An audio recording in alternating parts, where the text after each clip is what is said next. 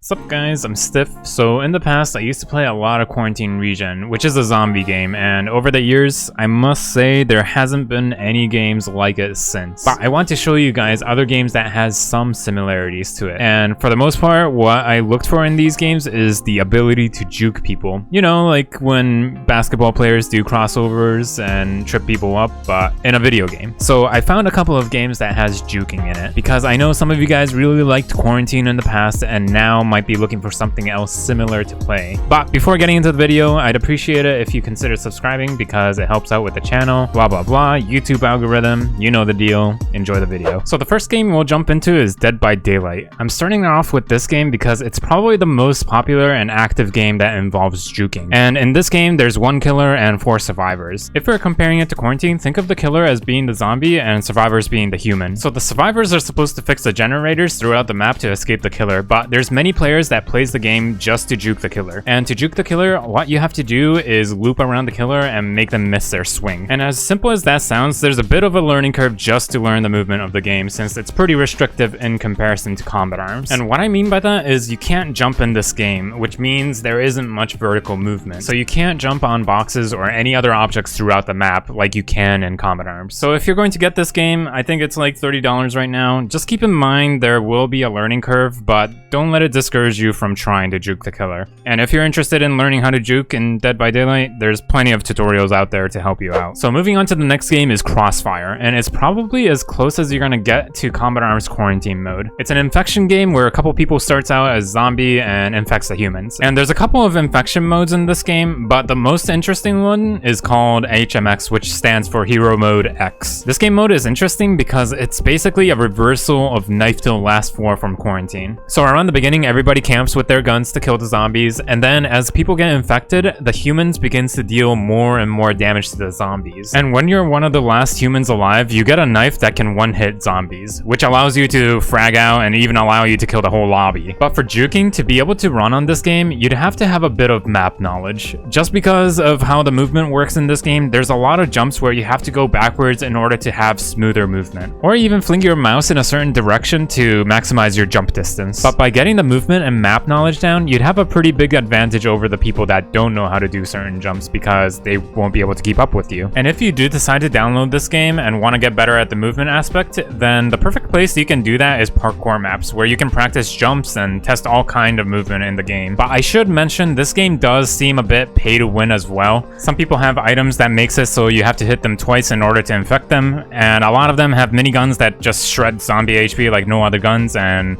of course they also have characters that gives the player speed boost or give them more ammo. But to be fair, at least they got some interesting pay to win item like this little thing. Aside from that, it does have a lot of players on this game, so you wouldn't have a hard time finding one of these infection rooms whenever you go on the game. And the majority of the players are European, but there's also NA servers that does have a couple of rooms. And I personally can't notice any lags in the European server, but if you don't want to play in the EU server, you can try to join a room in the NA server. But enough about Crossfire, we're moving into Gorilla Tag. This game is on VR, so if you don't have a VR, you can't play it. But it's a really simple game of tags. Somebody gets chosen to be the lava monkey, then they have to tag everybody in the room. Then once everybody gets caught, then the room resets and you do it all over again. So it's basically an infection mode, but with monkeys. And I will say VR is still pretty new, so it'll be a learning curve just to get the controls down. Not to mention, if you've never played VR games before, you will most likely get pretty nauseous playing this game. So you have to ease yourself into it by either moving slow or just getting used to looking around on VR. But when you do get used to VR to the point you don't get nauseous anymore, you start learning how to navigate around the map, and you'll learn what routes to take, and it'll make it harder for other players to catch you. On a side note, this game can be pretty brutal. It's known to have its players breaking their fingers or hand because they get caught up in the moment trying to flee from the monkeys and they hit their hand. So while playing this game, you might hear people knocking down objects or hitting their hand and screaming in agonizing pain since there's open mic in the game. And I will say the player base for this game is a younger audience, so there's a bunch of 12-year-olds on the mic playing this game, but you can just mute them pretty easily.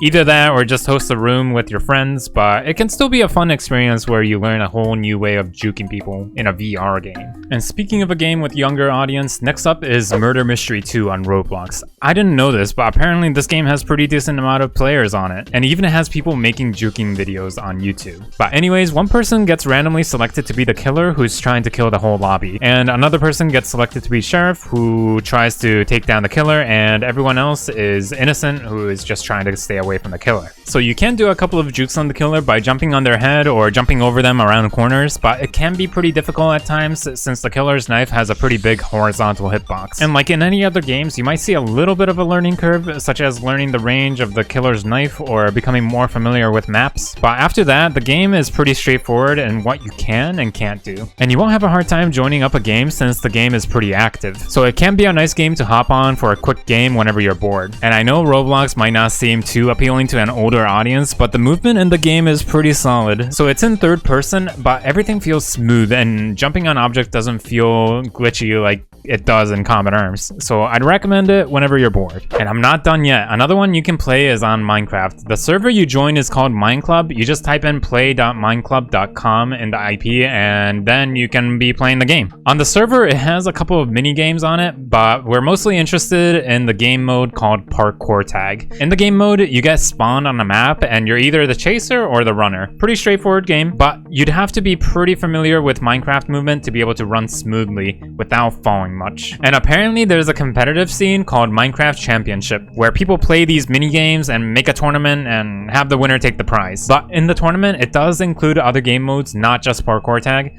So if you're interested, you could give the other game modes a go too, and maybe you'll have fun with it. So on to the last game I'll throw out there is Fortnite. There's a 50-player zombie mode on this game where a few people becomes the infected and chase the people who aren't infected. I'll leave the code on the screen if you want to try it.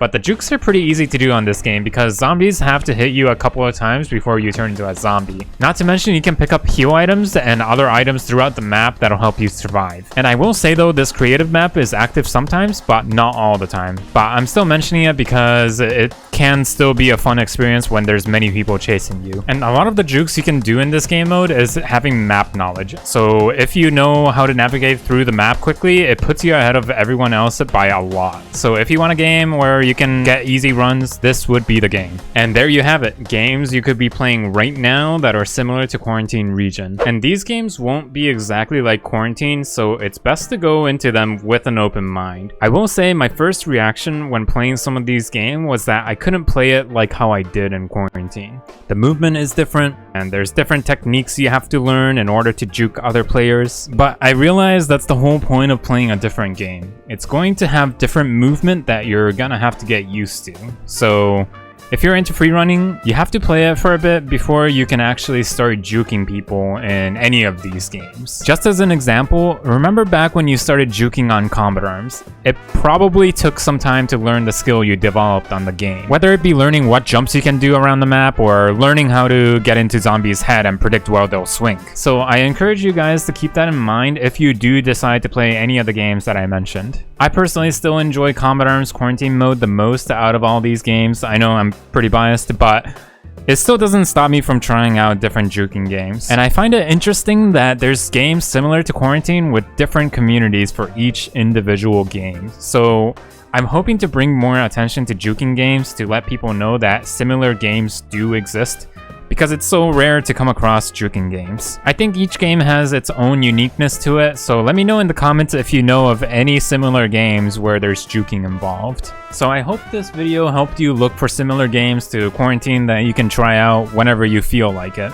And I also want to mention Kill Spree's prototype will be coming out soon, which is pretty exciting. I mentioned it a while back that it's a game that's inspired by Combat Arms, and they've been working on the production of the game for a couple months now, so we'll finally get to see what they've been working on sometime soon. And just to remind you guys a bit, it'll have game modes like One Man Army, Capture the Flag, and of course Quarantine. Now, all of that won't be in the prototype, but we'll get more of an idea as to what Kill Spree is gonna look like in the future, with its movement, gunplay, and maybe even a map.